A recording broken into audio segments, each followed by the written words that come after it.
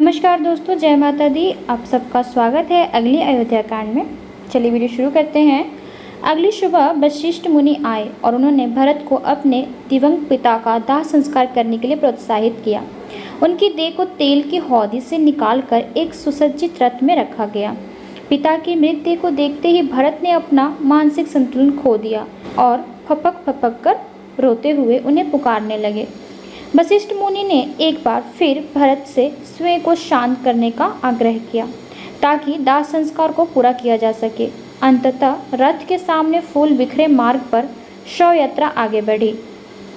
चंदन और अगरू की लकड़ियों से चिता तैयार की गई थी। मृतदेह को इस पर रखने के बाद ब्राह्मणों द्वारा पढ़े जा रहे शाम वेद के मंत्रों के बीच चिता को अग्नि दी गई।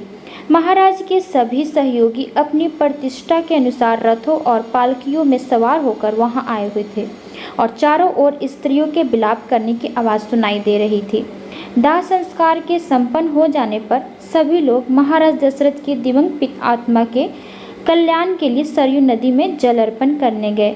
इसके बाद 10 दिन का सूतक शोक अवधि मनाया गया और इसके अगले 2 दिन तक भरत ने कुछ आवश्यक धार्मिक संस्कार संपन्न किए। 12वां दिन पूरा हो जाने पर भरत ने ब्राह्मणों को प्रचुर दान दक्षिणा दी। 13वें दिन की उषा वेला में भरत और शत्रुघ्न चिता स्थल पर अस्थियां बटोरने गए, जिन्हें इसके बाद सरयू नदी में विसर्जित किया जाना था। वहां पहुंचकर भरत और शत्रुघ्न एक बार फिर दुख से विहल होकर रोने लगे। बहुत ज़्यादा रोने के कारण वे जमीन पर गिर पड़े।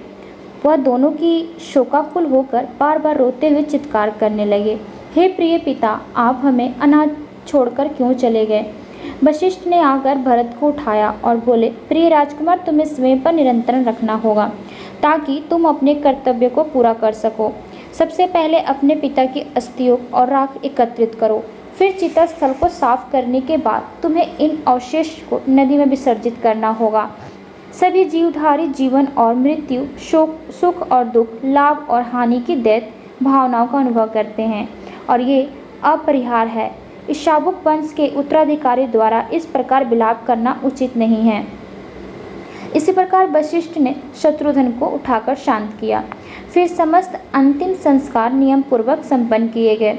अंततः राजमहल वापस लौट जाने पर भरत जंगल जाकर राम और लक्ष्मण को वापस लाने के बारे में सोचने लगे। शत्रुघ्न बोले, राम भैया, सभी मनुष्यों को सर्वश्रेष्ठ हितैषी हैं और तब भी उन्हें एक निष्ठुर और स्वार्थी स्त्री के आग्रह पर वनवास दे दिया गया। मेरा भाई लक्ष्मण तो कैकेयी से भी अधिक नीच है। क्या वह इस अनर्थ को रोकने के लिए कुछ भी नहीं कर सकता था।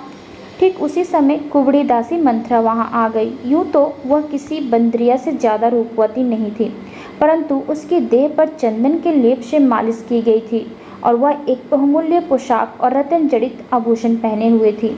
द्वारपाल को जब यह पता चला कि मंथरा ही श्री राम के वनवास की असली दोषी है, तो मंथरा का हाथ पकड़ घसीटता हुआ शत्रुघ्न के पास ले गया और चिल्लाकर बोला, यही वह नीच स्त्री है जिसने श्री राम को वनवास भेजने के लिए कैकेयी को भड़काया था।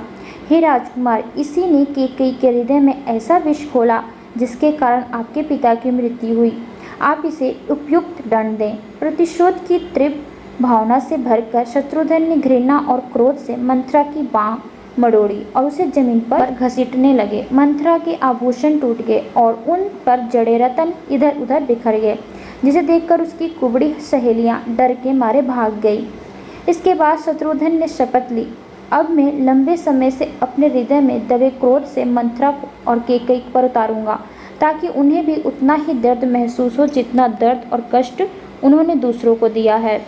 कैकेयी भरत के पास शरण मांगने गई तो भरत अपने छोटे भाई को शांत करते हुए बोले, हे शत्रुघ्न, स्त्रियों की हत्या कभी नहीं करनी चाहिए। मैं स्वयं ही मंथरा और कैकेयी का प्रसन्नता से वध कर देता, परंतु मैं जानता हूँ कि ऐसा करने पर राम मुझे कभी क्षमा नहीं करेंगे। कृपया करके अपने क्रोध को संयम रखो। शत्रुघ्न ने बेमन से मंथरा को छोड़ दिया और मंथरा रोती हुई कैकेयी की शरण में चली गई। भरत ही अगले महाराज होंगे, इस आशा से अगली सुबह चरण कवि भरत का स्तुति गान करने आए।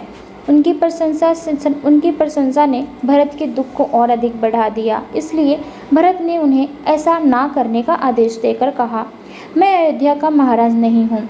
इसी बीच वशिष्ठ मुनि ने सभी मंत्रियों, सेनाध्यक्ष और वशिष्ठ नागरिकों के साथ भरत को राज दरबार में बुलवाया। भरत के राज दरबार में आने पर उनका स्वागत उसी उत्साह के साथ किया गया जैसे कि पहले महाराज दशरथ का किया जाता था। वशिष्ठ बोले, हे राजकुमार, चूंकि राम और लक्ष्मण वनवास चले गए हैं और आपके पिता का देहांत हो चुका है, इसलिए राज्य में जनजीवन अस्त व्यस्त हो चुका है। हम जानते हैं कि कैकेयी के षड्यंत्रों से आपका कोई संबंध नहीं है और महाराज दशरथ ने आपको अपना उत्तराधिकारी चुना है। सभी तैयारियां पूरी हो चुकी हैं और प्रजा अत्यंत आस लगाए बैठी हुई है। कृपया अपनी सहमति दें ताकि हम आज आपका राज्याभिषेक कर सके। इस प्रस्ताव को सुनकर भरत के मन में बहुत दुख हुआ। अपने आंसुओं को रोकने का प्रयास करते हुए बोले, हे ऋषि श्रेष्ठ, आप भली भांति हमारे कुल की इस परंपरा से परिचित हैं कि राजा का ज्येष्ठ पुत्र ही राज सिंहासन का उत्तराधिकारी होता है। मैं श्री राम के स्थान पर राज्य का शासक बनने की कल्पना भी नहीं कर सकता, क्योंकि मैं स्वयं को उनका तुच्छ दास मानता हूँ। मैं यथाशीघ्र वन जाकर श्री राम जी को वापस लेकर आऊँगा। यदि मैं ऐसा करने में असफल रहा तब ऐसी स्थिति में मैं लक्ष्मण की भांति वन में ही रहूँगा। कृपया करके एक अजय सेना तैयार करवाएं और वास्तुकारों से उन स्थानों पर मार्ग निर्मित करवाएं जहां मार्ग नहीं है, ताकि हम बिना किसी बाधा के आगे बढ़ सकें। तो मिलते हैं अगली अयोध्या कांड में, तब तक के लिए इजाज़त दीजिए। धन्यवाद।